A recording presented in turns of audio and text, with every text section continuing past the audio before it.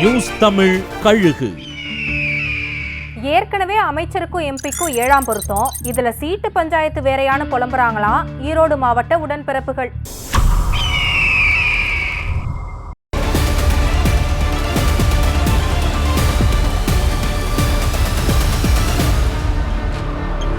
தமிழ்நாடு வீட்டு வசதித்துறை அமைச்சரான முத்துசாமி தான் ஈரோடு மாவட்ட அமைச்சராகவும் இருக்கிறாரு.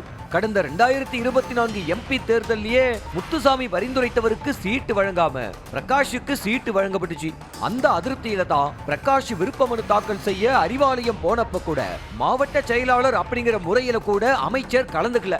அப்போதிலிருந்து இப்போது வரைக்கும் அமைச்சருக்கும் எம்பிக்கும் 7ஆம் பொருத்தம் தான்.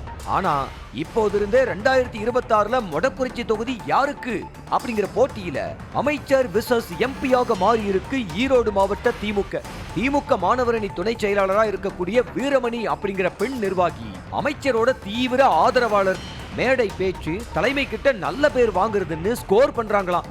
ஆனா எம்பி தரப்பு வீரமணிய சுத்தமா மாவட்ட அரசியலிருந்து காலி செய்யணுங்கிற நோக்கத்துல முக்கிய நிகழ்வுகள்ல புறக்கணிச்சு வருதான்.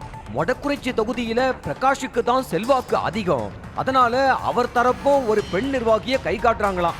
அவங்களுக்கு தான் சீட்டுன்னு எம்பி ஆதரவாளர்கள் சவால் விடுக்கிறாங்களாம். 2 தரப்பும் இப்பவே அறிவாலய கதவை தட்ட ஆரம்பிச்சிட்டாங்களாம்.